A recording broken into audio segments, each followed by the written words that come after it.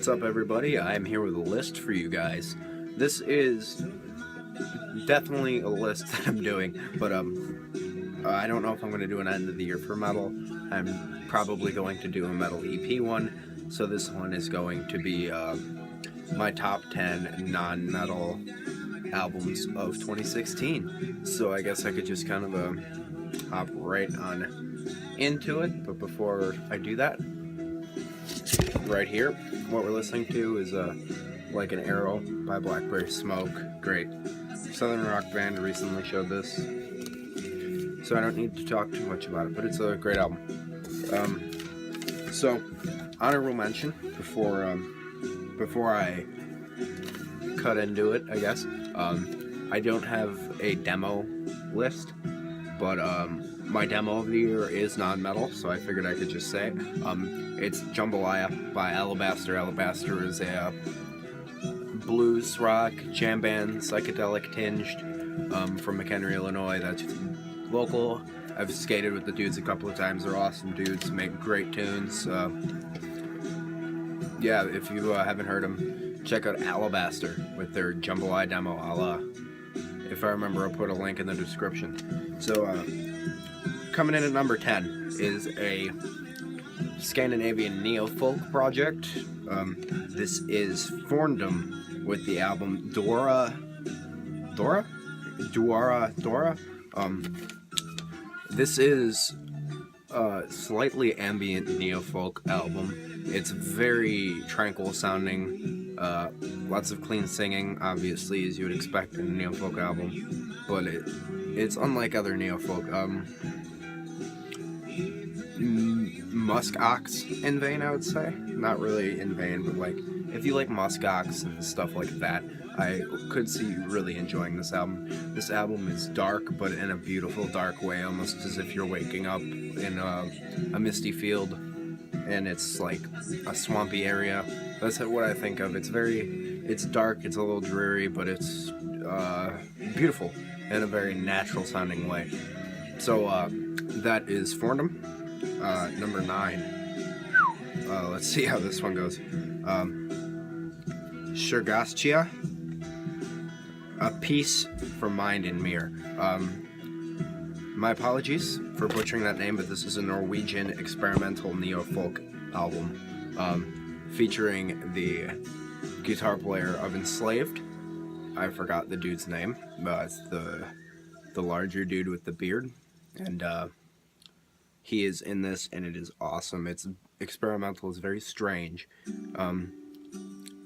It's just got a whole different soundscape to it. It's just a bombastic sounding album that I can't really decipher why it is that it's so good, but it's just strange. It's really good because it's weird, obviously. They differentiate themselves from a lot of other neo-folk bands, and I feel like that's very important in something that could stagnate like neo-folk possibly could, because, you know, there's not too much going on in neo-folk, but there's enough to keep people engaged. So that is number 9. Number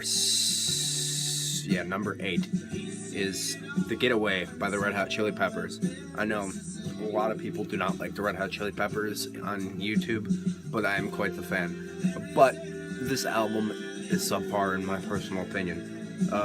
Now, nothing is going to be Blood Sugar Sex Magic, or Californication, or Mother's Milk, or One Hot Minute. Those are like the 4 best.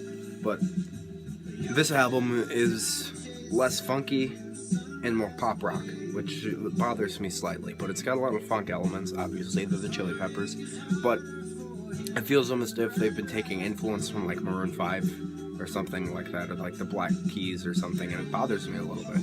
So that's why this album isn't higher on the list. But the single Dark Necessities is extremely catchy, obviously, and yeah, it would have been higher if it wasn't so poppy, but it's got too happy of a feel, which is, I get the thing, the funk, they're trying to go for a good time, but it's like, it's overboard with the pop sounds, they're trying too hard to fit in. Next one, number 7, is a band that I've loved for years now, long time. I've actually recently shown their first album, but this is Nucleus by Witchcraft. Witchcraft is a Swedish stoner metal, stoner rock, stoner doom band.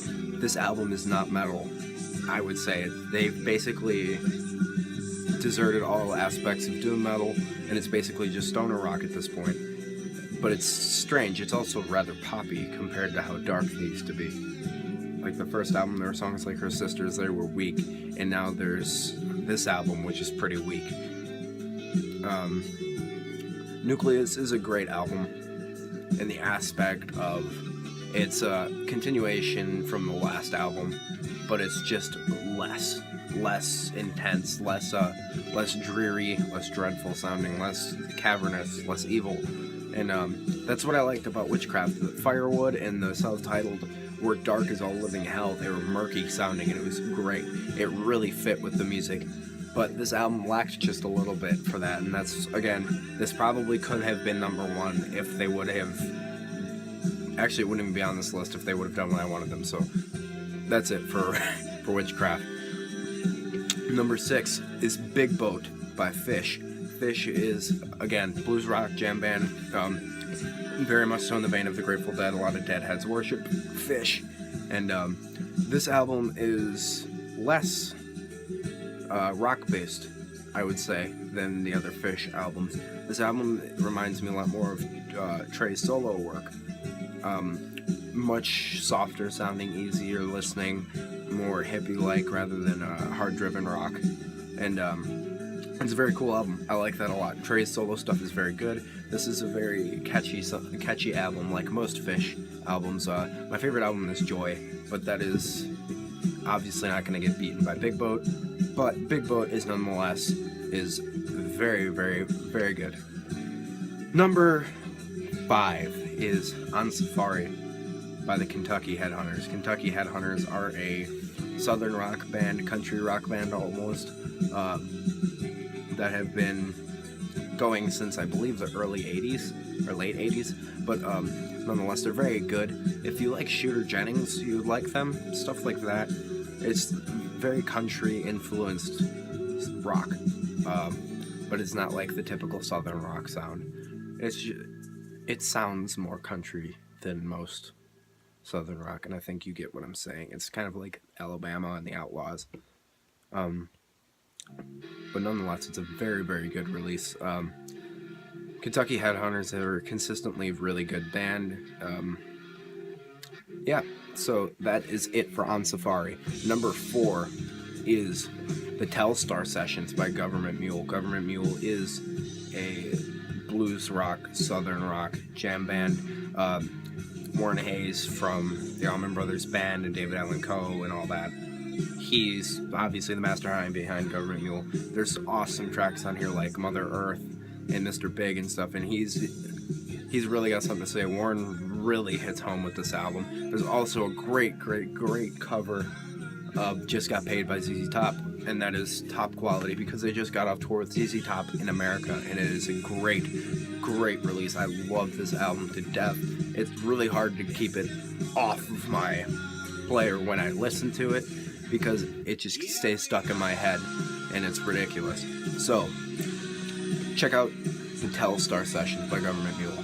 Number 3, bottom 3 guys, When We Are Death by Hex Vessel. Psychedelic, neo-folk, rock, awesome band. Oh my god, this band is so ridiculously good.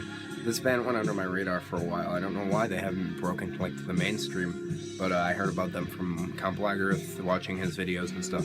And Hex Vessel's a great band. This is a super good release. It's just got that old school sound, but it's obviously it's new because it's much darker than most psychedelic rock. There's Cosmic Truth, which is probably my favorite song on the album. And I also believe that was the single.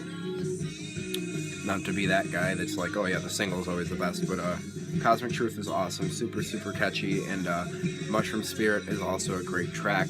Hex Vessel continuing their great sound and just progressing. Number 2, the Tedeschi Trucks Band with Let Me Get By. This is great band. Oh my god. Derek Trucks and Susan Tedeschi and all of these other dudes. Just awesome Southern rock. Pretty jammy. I saw them live, and they're phenomenal band live. A lot of fun. Susan writes some of the catchiest vocal melodies and some of the best lyrics for what she does, and it's a great album. This is an awesome release. I would check this out if you're a fan of the Allman Brothers Band. Derek Trucks is from the Allman Brothers Band, sort of, because he's Butch Trucks' nephew, and him and his wife Susan have made yet another great album. I don't know if it's as good as the previous one, which is Made Up My Mind. That's my favorite Tedeschi Trucks Band album, but nonetheless very good. Last one. We've been listening to it. This is my album of the year for non-metal, and this is Like an Arrow by Blackberry Smoke. Oh my god. Every song on here is catchier than all living hell. They're just great at what they do. They make great modern Southern rock in vein of the old style. Keeping that tradition going, they have Greg Allman doing guest vocals on a song, Free on the Wing, and Greg Allman has a whole new sound to it, and thus making this the greatest album of 2016 that is not metal. So that is it for my list here, guys.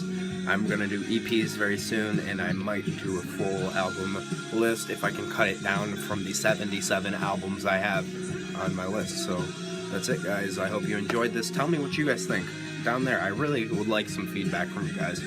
Give it to me. Keep it greasy.